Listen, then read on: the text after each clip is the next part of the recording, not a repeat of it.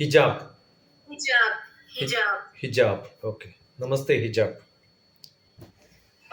Hello, assalamu alaikum. Islam. My name is Hijab Apurpani and I am a student of Rehan School, Karangi campus. I am studying class 7. My class name is Future Navigators. So today we have the very honorable and grateful guest whose name is Sir Shiksha. So let's go in about himself and about his life journey. So first of all, sir, I want to thank you to come in my show and give me your valuable time. Namaskaram and thank you, hijab. I am Dr. TPS. Dr. T.P. Shashikumar. Okay, Basically, sir. was a space scientist in Department of Space, ISRO, Government of India. And I took my retirement when I was working with the Prime Minister's office during 2007 2009. So I'm a retired person. Now I spend all my time for education, teaching, go to different academic institutions, talk to youth, teachers, parents. So I have covered more than millions of students, teachers, and parents. Yeah.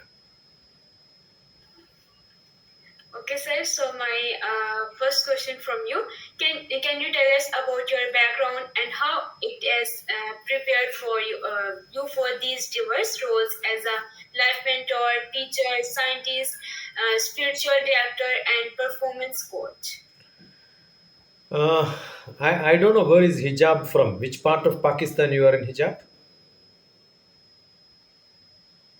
Which Yes, which city of Pakistan you are? Pakistan. Are you from Karachi, Islamabad? Where? Yes, You are in Karachi. yes, sir. Yeah. So you are in a city, right? Karachi is almost like Bombay in India.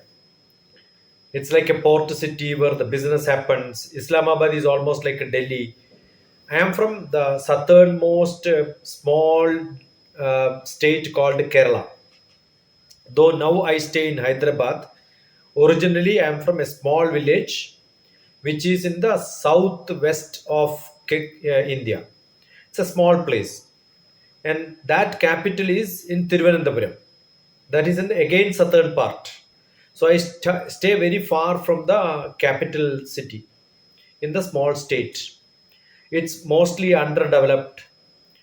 Where electricity came when I was doing my masters, telephone came when I was doing my PhD. So from such a village, I went to take my mathematics PhD. So I'm a mathematician basically, which gave me an opportunity to get into space department, which is one of the most prestigious department. See, when we joined in a department, I was the first employee in that small department. It's a small office, we're 100 employees. All are scientists working in different science field. So naturally, you will have to look at how the organization grows. So what happened? I jumped into management. I jumped into law. So I took degrees as and when I got a chance to learn that subject. I also registered for a degree and got a university degree in law, university degree in management. I also did some philosophy studies. I am from a village, so traditionally we are all trained with the Indian heritage, knowledge. So a little bit of philosophy, all that was part of, and strong science. Therefore, all together, when we do a job in an office, definitely we will have a lot of people working under you. Their problems will be reported to me. Their difficulties in life will reported to me. So definitely that turned me into a life mentor's job. And all of us have got a responsibility of teaching back. All scientists generally, when we get a junior, we have to teach them how to work. So all the scientists are or all the doctors in this world are teachers basically. So being a teacher is part of everybody's task. Every mother is a teacher for their children, right? Every politician is a teacher for their juniors. So I happen to be a teacher, I happen to be a life mentor, I have to be a lot of social activities. After my retirement, I'm full time into social service. So talking to children, talking to youth, developing them. Tomorrow also I'm there in Hyderabad in one of the engineering colleges where electronics, electrical, computer science, mechanical, civil, talk to most of the engineering students, right? I also got basically from a traditional village. We have got some Ayurveda background. Started learning medical science. Started learning psychology. So I have an MS in psychotherapy and counseling. So all together gives me an opportunity to look at life, LIFE, which I believe live in full enjoyment, learn in full enjoyment. So I make my students to learn with full happiness and entertainment with passion. That's what I'm doing. Good enough, hijab? Okay, sir, amazing, and thanks for answer. Yeah.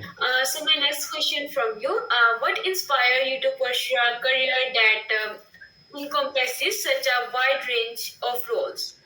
Yeah. After my PhD, I was in Hong Kong for a conference. And I had my roommate. I was very junior, around 22 years old. I had a roommate who was a very senior space scientist. So all the 3 days when we stayed together, we started discussing about space department, and that inspired me to get into a space department as a scientist, right? Then when I got into space department, I told you as if I'm teaching, so that got into my passion for teaching. So I went as a director for academic staff college. Academic staff college is teaching the university teachers at the highest level. So I was professor's professor. So I was teaching all the university professors. There are 450 universities when I became a director of academic staff college. And throughout India, pan India teachers used to come and attend my programs. So I was director for that.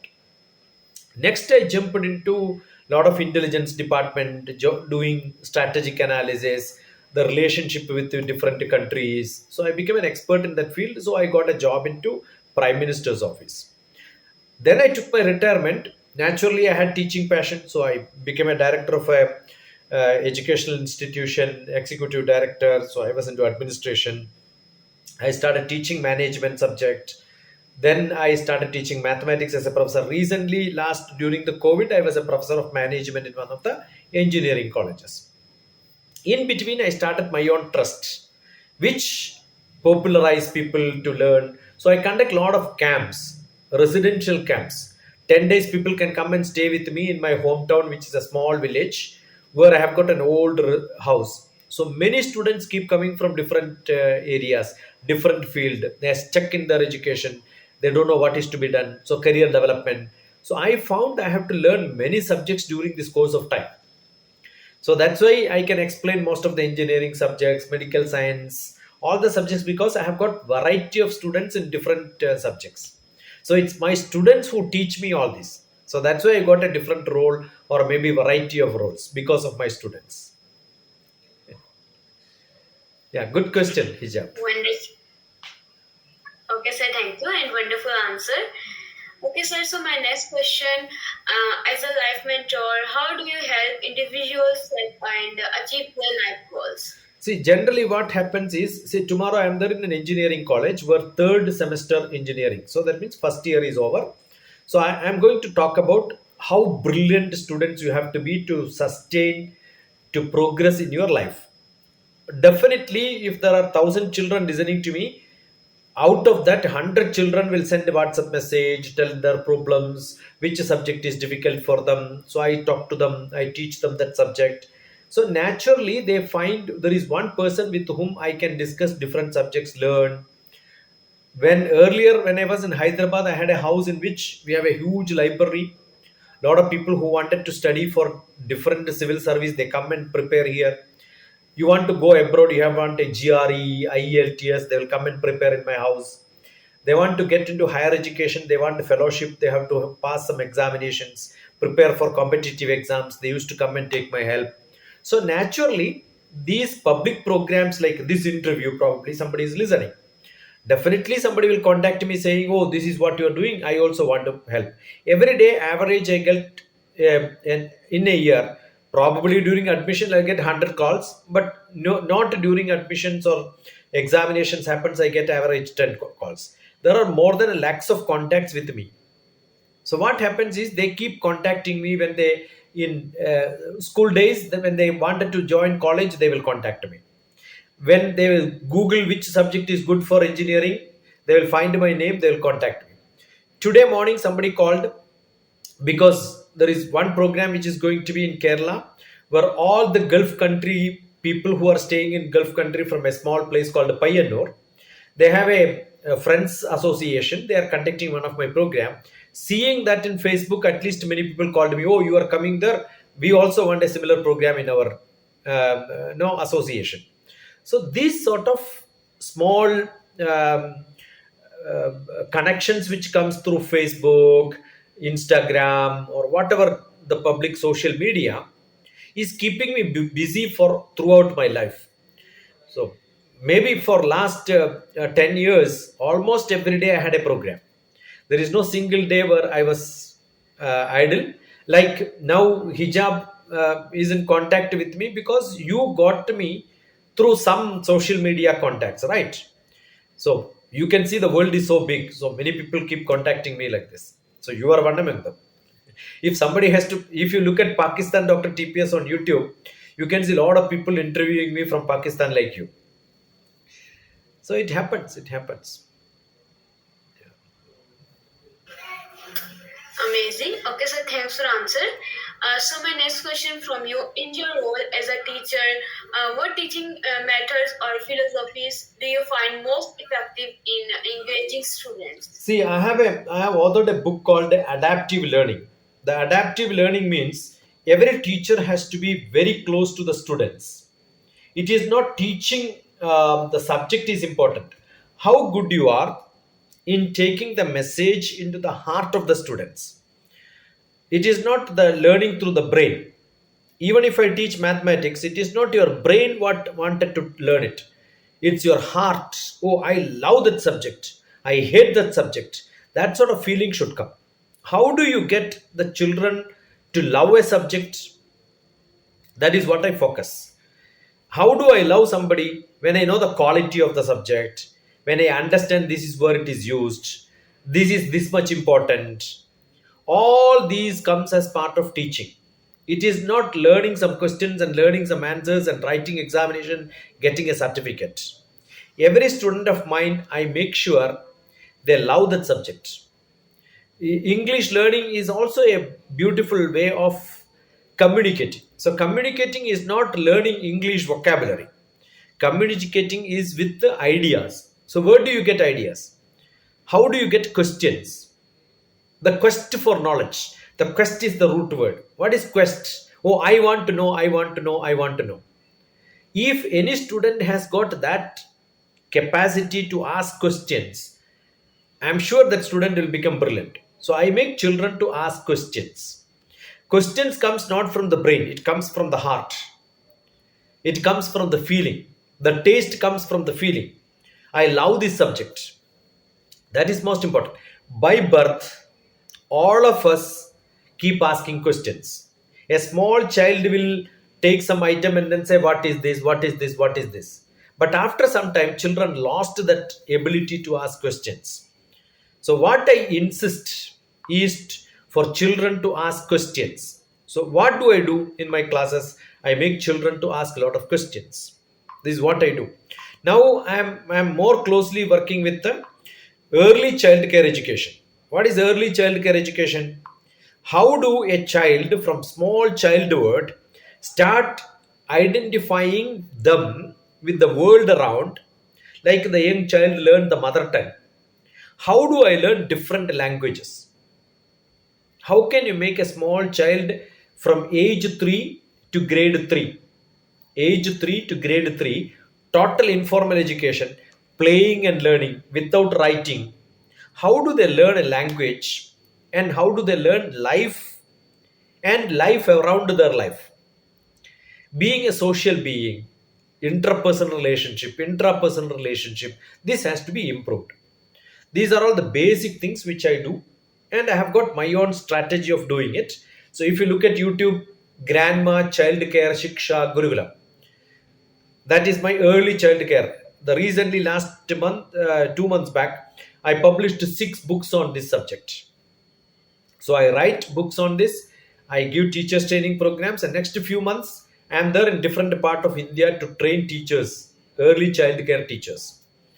So making them to become part of life, relate to their what they are learning to the life, whether it is from early child care to the university highest education. Understanding the importance will start making them to love the subjects, love the world, love the humanity. You as an individual, you will start converting yourself into a fully grown human being human, human being social being. That is more important. That's what I believe. Wonderful question, Hiba. Hijab, it's a beautiful question. Thank you so much. Thank you, sir. Okay, sir, and my next question. How do your experience as a scientist inform your approach to problem solving and critical thinking? Yeah, every scientist does problems which others have not solved. So, what is critical thinking? You get a problem, identify what are all the different ways of looking at it. That needs a 360-degree view. Understand, oh, will this work? No. If it doesn't work, what is to be done? If A path is not clear, what is the B path? What is the B is not working? What can be done with the C? And it is not solving problem.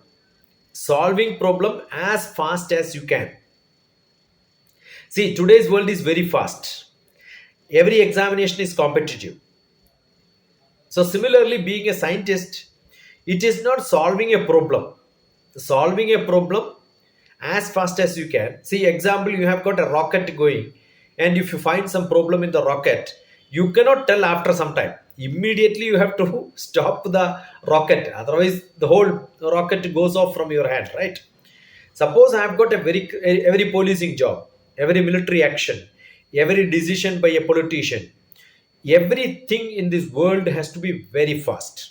So I keep saying the critical thinking, analytical skill, logical reasoning, data analytics, solving the problem with all that data in front of you is too huge. Identify exact what is that you want and then solve it for that point as fast as you can. When you wanted to Google something, you will find thousands of messages replies coming. Which is to be selected for your solution, that is too critical, right? The super solutions are there in this world. During this chat GPT world, nobody needs to learn anything. You have a huge dictionary, so you need not learn every meaning of every word.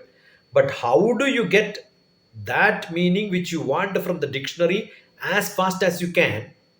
That ability is what is called critical. Critical means time, space, instant, immediate solutions. It is a response, it is not an action which comes from reactions. Actions comes from response. So a good scientist have to be too responsive, very fast. That is what I think my ability is also. I am very good in that. I am very fast in reacting.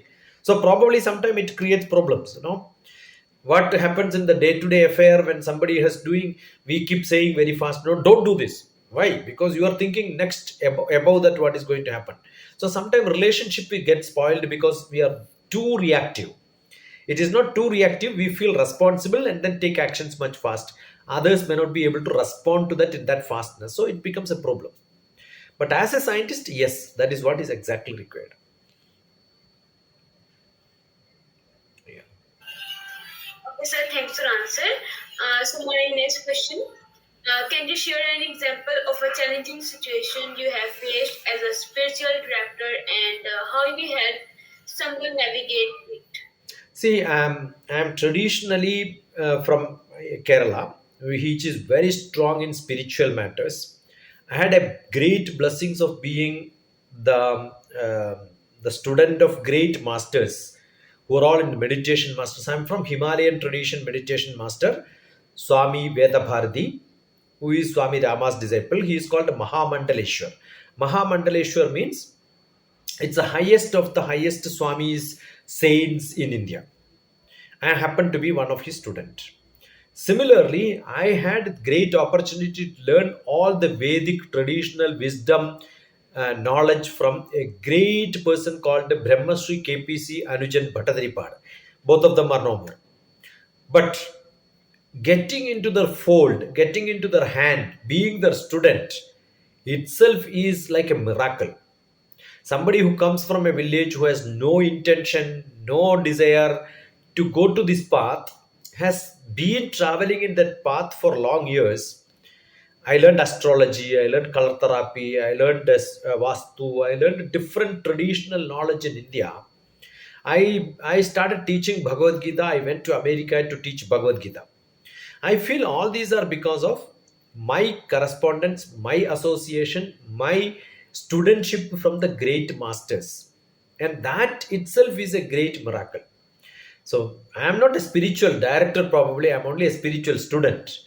But since my masters are not alive, probably I am also called as Himalayan tradition spiritual master, Himalayan tradition meditation master. Right? That is because my master is no more. I get the title. That's by chance. Otherwise, meeting them, talking to them, living with them, walking with them, learning from them itself is a great miracle. That is a great blessing which I got from the Ishvara, the Bhagavan, the God. That's what I believe. Yeah. That's apart from being a scientist and being science into and logical reasoning, critical reasoning, all that is there, but this part is more stronger than probably which makes me to become so active and so strong and so dynamic and so acceptable to all situations. And my health also permits me to go around and walk around at this age because of this merit which I have got. Blessings from the great gurus. That's what I got. Yeah. Thank you. Thank you for making me to Okay, sir, remember thank my you. teachers. Yeah. Okay, sir, so my next question. How do you adapt your communication style when working with individuals from diverse backgrounds and belief systems? See, for the COVID has given me beautiful occasions to interact with the whole world. I started teaching in Philippines. I've got students and discussions with the African people. I mean, I traveled in America. Recently, I was there in UK. Earlier, also, I was there in Nottingham to teach. I went to Fiji. I went to Hong Kong. I must have traveled the Gulf, all the Gulf countries, hundreds of times. Being from a small village, migrating to a city like Hyderabad, meeting a lot of people with a different culture, transforming myself into those sort of situations to react and talk to different people in a fluent English, probably understand their language, different languages in India, communicate with them Hindi when I go to North India. The whole pan India, we can associate people with either Hindi or English. South India, most of the languages I speak myself. The East and West India, we have got Bangla and Gujarati. I understand and talk to them in that language. So I'm sure one of the capacity where people wanted to communicate language is most essential. Second one is accept people as they are. I'm not a stubborn type of stylish people who wanted to have this sort of a pattern of food. No, I'm so flexible. So I get adjusted to different people. When I go to different places, I stay with them, I walk with them. Not in the highest, maybe the richest of the richest people stay in the richest of the richest hotels. I must have stayed there many, many nights. But I also live in the small huts and people with them. I stay in forest. I also live in the five-star hotel, right? So these adjustment and flexibility is what makes people to get into them very closely. Therefore, yeah, you understand their life, they understand my life. Communication becomes so simple.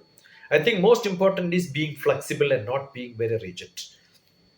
That is what is essential. Yeah. Okay, sir, amazing, and thanks for answer. My last question. Finally, what advice would you give to someone aspiring to follow a similar path and pursue a career as a life mentor, teacher, scientist, speaker, director, or performance coach? I believe this is not a career which is to be pursued because somebody is doing it. I will also do like that. Don't follow somebody's path like that. It has to come naturally. I think you should not become a life mentor just because you wanted to become a life mentor. You should not become a teacher just because you wanted to become a teacher. You have to get a good student, then only you can become a teacher. So it is not a teacher who has to make their life as a teacher. It is a student who consider you as a teacher and come behind you, so that you start teaching and you become teacher. You are not a person who has to keep a board and say I solve everybody's problems. It doesn't happen. Nobody will come to you. Your quality has to be seen by somebody else and then come and approach you, so that you can solve their problems. You find many people come to you in due course of time. Probably you will become a life mentor. And it's not a designation or a career which is to be chosen. You are not a, I mean, public speaker course is not to be done to become a public speaker. You may be a good speaker, but nobody will be listening to you if you are not touching their life. So either a life mentor or a teacher or a performance coach, what exactly required is you have to become successful in your life. Your family has to prove that, oh, I cannot become a life coach when my children don't perform well. I cannot become a teacher when my kids will not become good students. I cannot solve somebody's problem, psychological problem, when I myself is psychologically sick, right? So what is exactly required is live a life and do a profession that gives you sufficient earning. All these paraphernalia which you have got, a life coach, teacher, social mentor, performance coach, all these have to be considered as a social service, not a paid job. And I don't think it is a career which can be taken when you are wanted to earn money and you keep, nobody will come to you. What is exactly required is you be a professional where it's a paid job which is directly, either technically or in subject wise or in administrative wise, you reach into a position where people recognize you and then come to you. Then you start supporting them as a supportive system, as a social responsibility which you are giving back in the rest of your life. Probably when you become matured and you have got sufficient things to live in your life. I don't think this has to be considered as an earning program and as a career, as a job where somebody has become sick and then you come to a doctor and then doctor treats. No, I don't think these are not courses which can be given and somebody can be made into that. I don't believe in that. And I don't appreciate people who are doing that also. You can learn from different people, but earning should happen from somewhere else. There is something called earning and learning, and there is something called a passion. There is something called a social service. Everything has to be distinctly understood. This is what my belief. May not be true, but there are today a lot of people become speakers, a lot of people become, coach, a lot of people become psychologically treating people when they themselves is psychologically upset. They are giving career guidance program where their career becomes generally not even done any job in their life. They have not earned enough, but they teach how to make others to earn. There is a great joke which says somebody has written a book on how to earn money, and then he doesn't have money to publish that book. You can imagine somebody writing a book on how to earn money and he doesn't have money to publish his book. Understood? So this happens when you take some of your passion as a profession. Sometimes passion cannot be a profession. You may not become successful. The passion should be your passion. Profession should come for earning, which can be slightly different from what others are not supposed to be doing. And you don't jump into that, you slip into that naturally. That is what is exactly required.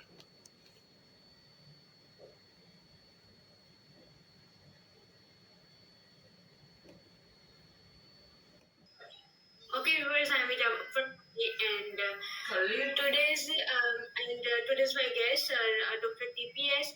So I hope that you understand our interview and Sir Dr. TPS shares some insightful knowledge.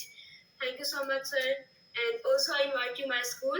When you come in Pakistan, when you come in Karachi, so please visit our school. I Rehan think School I think we Karachi. will have some online programs to your school students, or maybe from this interview somebody can take my contact from Dr. TPS, search for the Google, YouTube. You will get a lot of most of my lectures, or maybe online we can have sessions. Okay, so thank you, Hijab, for this nice time which you have given me. Is a great gift. I consider it a great opportunity, and so nice of you, so kind of you, with a lot of good questions. And I'm so happy to see students like you from Pakistan interviewing me. Probably I don't have that many people in India who interviews me like this. Like, so thank you. I wish I get an opportunity. I know each and every portion of Pakistan, right?